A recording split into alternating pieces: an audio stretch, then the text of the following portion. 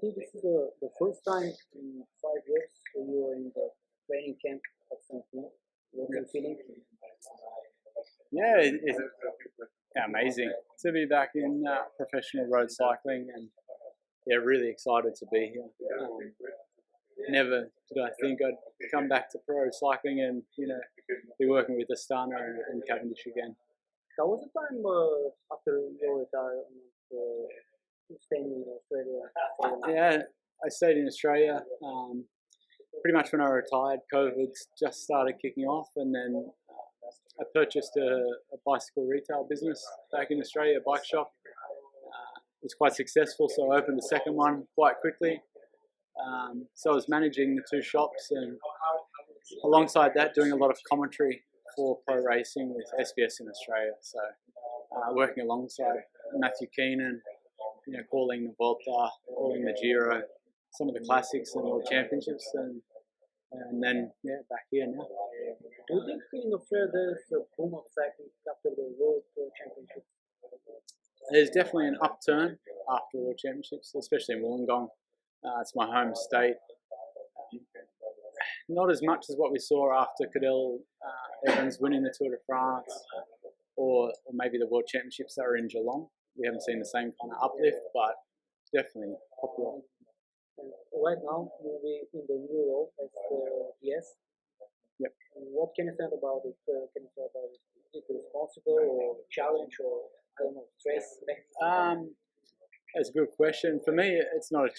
Look, there will be challenging moments, but it's something I think is going to come easy to me.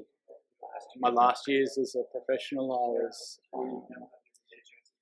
road captain, whatever you want to call it, a leader of the riders. Throughout all my career, I made decisions about racing. So now making it from the car doesn't seem like it's going to be stressful for me. It's going to be a challenge, getting used to the car, getting used to riders on the bumper, being in a driver's convoy. That'll be a challenge. The organisation won't be, I think, too difficult to pick up. But for me, I'm excited because I'm looking forward to motivating, leading the riders without having to suffer on the bike. But you were in the car during the Tour de France. Were you surprised of this whole circus behind the race? Because in the cars there's a lot of chaos.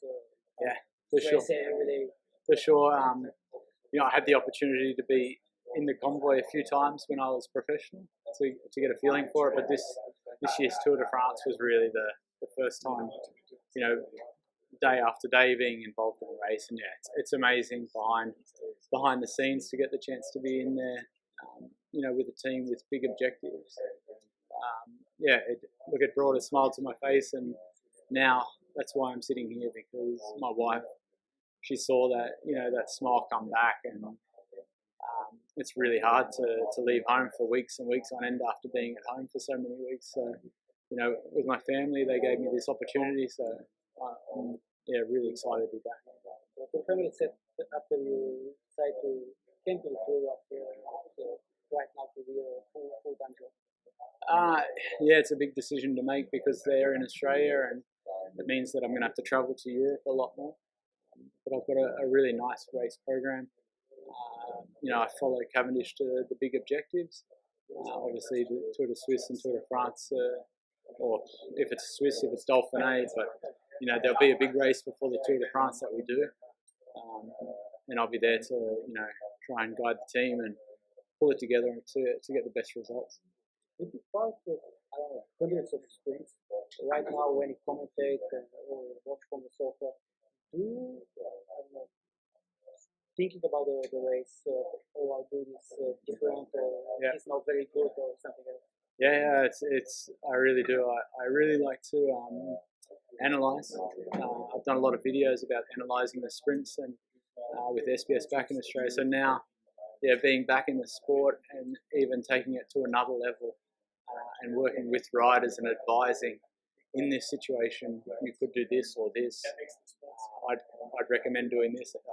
It brings a smile to my face because I love sprinting. I love the tactical, and I love the quick decisions that need to be made. And watching the sprints, do you know who is going to win, and when do you know it? maybe 500 meters from the finish, 1K. Look, I think that's the most beautiful thing about cycling is you never know until the finish line. So many times you see it come down to millimeters, you know, and working on that throw for the finish line makes such a big difference. So you never know, but obviously you can read the team, you can read how they work together and how good the lead out is. And right now with Mark, what's the feeling after so many years riding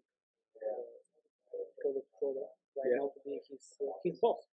Yeah, look, it's a funny feeling because I'm here and I feel like I could still be professional. I can't be because I haven't ridden like this for years and years. But when you come back into this situation and I'm with Morkov and Bowl and Cav, yeah, I feel like I was a rider. But obviously now I sit in the car, and I think that rapport amongst the riders will help us be successful. What's the most important thing to build a strong leader? Because back in the days in Dimension Data, HSC, you were a very strong group. Maybe you were friends with Kraft, with Bunyazer, the other guys. What's the most important? Look, I think that the team, we have really good, clear vision, and we have really great cohesion amongst the riders. You know, that they have trust in each other. You know, that's really important. The commitment to each other and their teamwork. You know, those three core points make a big difference to a team. My point of view as a fan and journalist for many years, it's very chaotic, maybe sometimes very dangerous for the things. But when you're in the bunch, do you understand the risks, the dangers?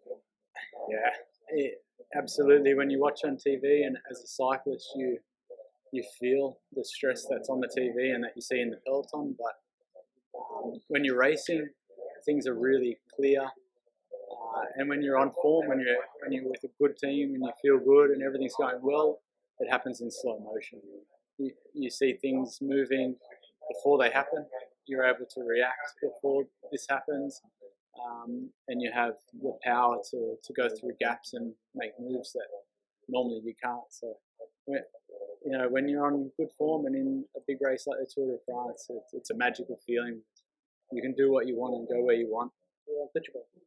You feel untouchable until you crash, and then it all crashes down. Yeah. But yeah, look, there's times when, and I said to the riders this year in the Tour de France, the day before the race, nothing will get better than that.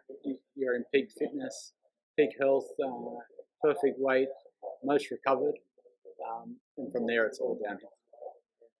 What will be Mark's primary lead out for the next year? We have really strong group of sprinters, and the group that we have training here at the moment, you know, Cav has worked with Morkov a lot in the past. He worked with Case Bowl a lot this year. David Ballerini from Quick Steppers come in. We've also got Gleb Saritsa, who is taking huge steps, I think, over the last 6 months. Yeah, we've got a lot of riders. Selig and Cantor, you know, 2 new riders to the team. So in all situations, we have a group of riders. We probably have about 10 to choose from. But the core group will be, you know, Case Bowl and Michael Morkov, you know, the 2 guys who have raced the most with Cap. Can you say that you try as a team to change the culture, the mentality? Because in the HSC Columbia, you have a lot of sprinters. You have Mark, Rifle, you, and Matt Gross, and Boston Fabian. And the team was greatly orientated, and every rider, I think that he knows what to chase, to bring back the break. Yeah, it's a culture that we have to teach and they have to learn here. The team primary Astana was GC, climbing, one-day races. So it's something totally new, and this is probably why this is why I've been asked to join the team, to bring some of that experience and try to teach the culture and lead from the top. You look very excited. This new goal, this new adventure. Yeah, I love sprinting. I love leading out. I love everything around that. So I'm super excited to be passing on some of my experience and helping lead the guys. What do you think about this picture when you saw it? Yeah, It was a long time ago. it was. I have this on the wall of my shop in Australia, so it's something I see every day. It's the pinnacle of my career, and it's the pinnacle of what people know me for, and it's not even a victory. So for Cav, it's a victory. For myself, for second. And to finish on the Champs-Élysées so dominant in such a dominating year was, it still makes the hairs on my back stand up. Personally, it wasn't a victory for myself, but in cycling, it's very much a team sport, and it just needs to be portrayed a little bit more as a team sport rather than an individual sport. Did you ever count how many wins Kev has when you're leading now? I think it's 18. 18? Yeah. Directly. Yeah. There was other stages where maybe with Tony Martin, he was the last man. He really had some amazing days in the tour where he won. But I think it's around 18 for me personally. Did you spoke with Bernie Iser, because next year will be correct from the cars? Yeah, I spoke to Bernie a lot over the last couple of years. He retired the same year. He also did some commentary for Eurosport and now moving to Bora. I had I had questions for him, which was really good because we know each other so well. But I look forward to going head to head, and even though they now have Roglic and probably their focus is shifting more, they did have Sam Bennett who's left the team, so they shift more to GC now.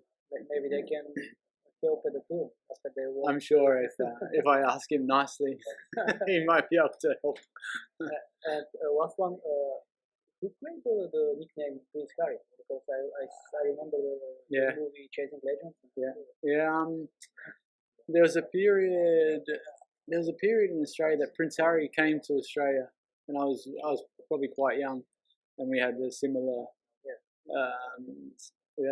look. But I'd say the person who gave me this nickname was Brian Holm, who was a sports director in HTC, and one of the best ever motivators in the sports director role. Maybe you can use something from him. For sure, for sure. I'm already using some of the things that I learned from Brian. I was fortunate enough to have some amazing sports directors: Alan Piper, Brian Holm, Rolf Aldag, who's probably one of the best ever, and he's now leading Bora. So really, I raced at Rabobank, which are now all the same sports directors at a Jumbo Visma. So I race with really a lot of the peloton, and I've been fortunate enough. I take the best bits from everybody. So let's hope in 10 years, maybe some riders will speak the same for you. You know what? I'd love to be back here in 10 years, and it's a big family. I love the sport and I love everything about it.